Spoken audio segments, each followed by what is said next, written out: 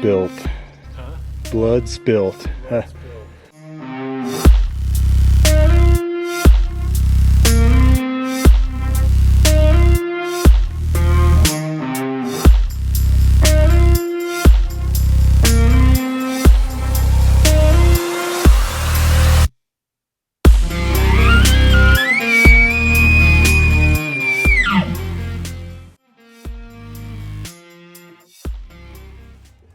All right. Bros before bows. All right. We're back. Bros before bows. Don't quite know what to do with my hands.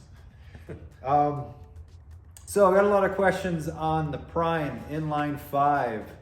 Bow for 2022. I thought I would get on and do a quick long-term review of this bow. So, Josh. What? I think it's a pretty good concept. What they've done with it to minimize and reduce torque, and to be honest with you, going down to just instead of the dual cams down to the single, probably made them a lot quieter and made it a lot more simple. Yeah. So when you look at the old system with the dual track cams, it's pretty intimidating with all the strings, everything that has to work in concert to shoot. That being said, I really like the way that Black 5 shot. I shot it really well. So the Inline 5, what do I like about it?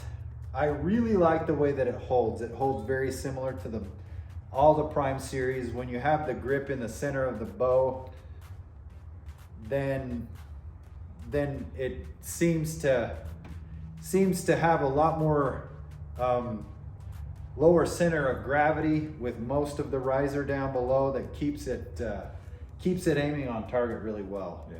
That's probably, if not the best thing I like about this bow is the way that it holds.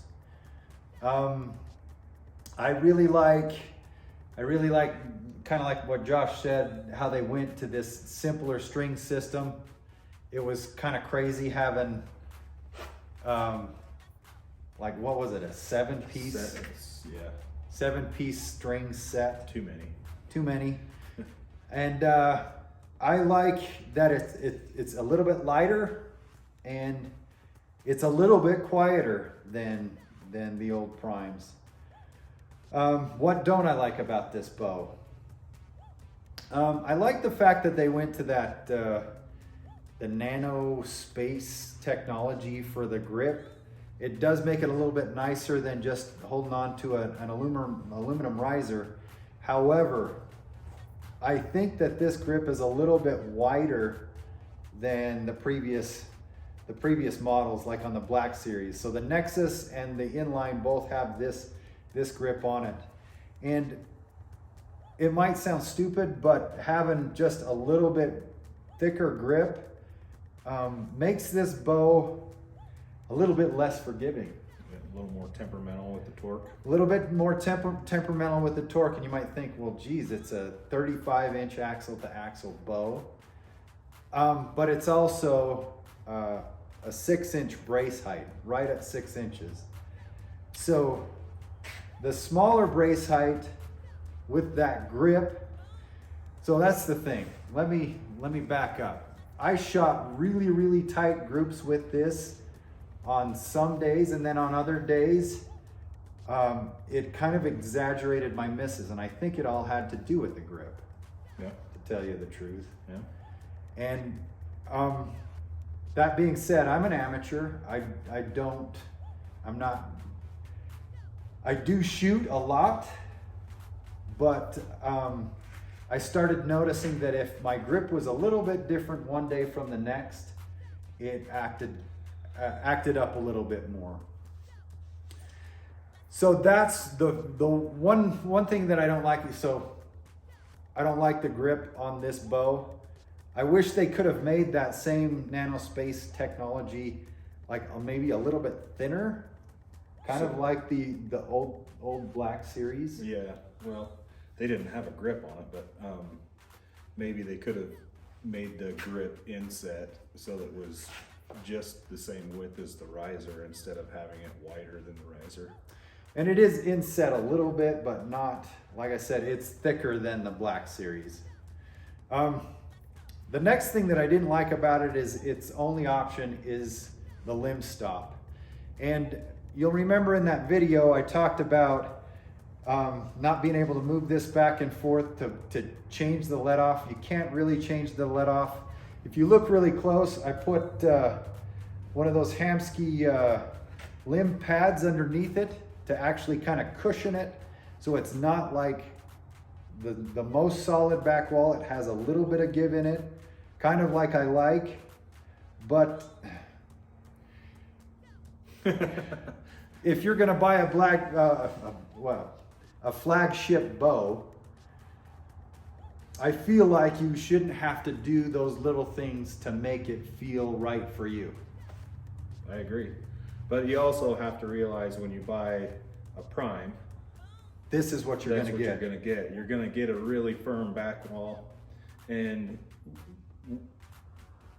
what they did when they went to this new cam system is it made it so you couldn't adjust the let off nearly. I mean, you could adjust the let off on the black and the Infinity. Nexus. You could all kinds of adjustment, however you wanted to set it up. So As far as let off. yeah, And you could actually make, time it to where you had a little bit of sponge in the back wall with the string stops. yeah. That's the other thing too, is you had that option. You had the option for the string stop.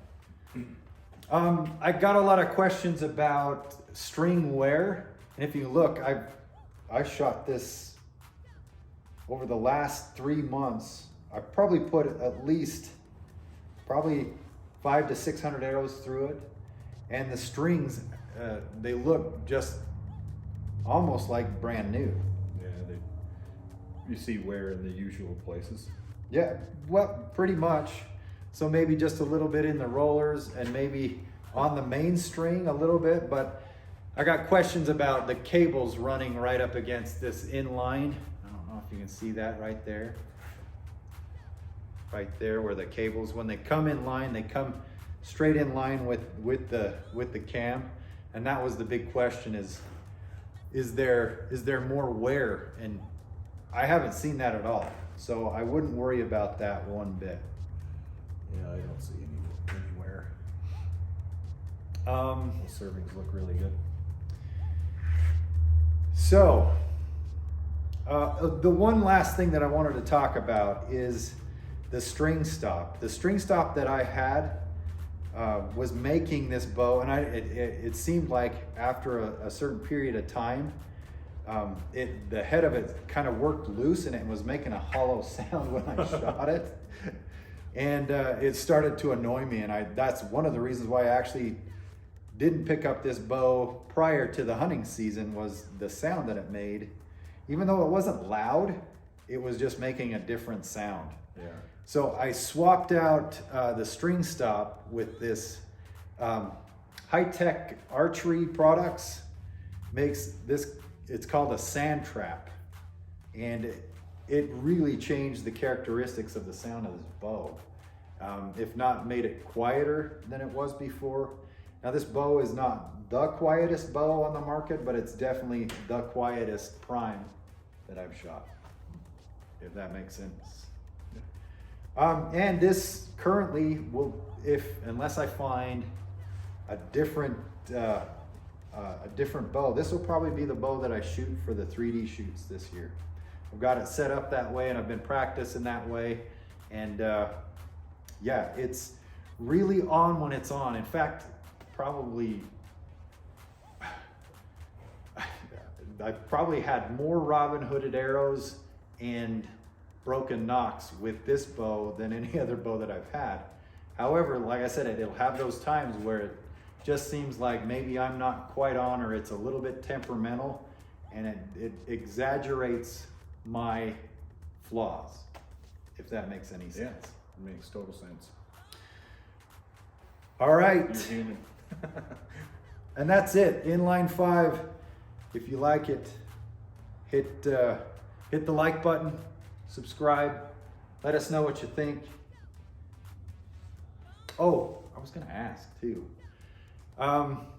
Been thinking about working on if this bow, if I were to go with a different bow for a 3D shoot, and I wanted to use one of the quote non-press tuning methods, what would you guys recommend out of the set technology or set technology from Elite or the deadlock system from Bowtech? Comment below. Let us know. Let us know.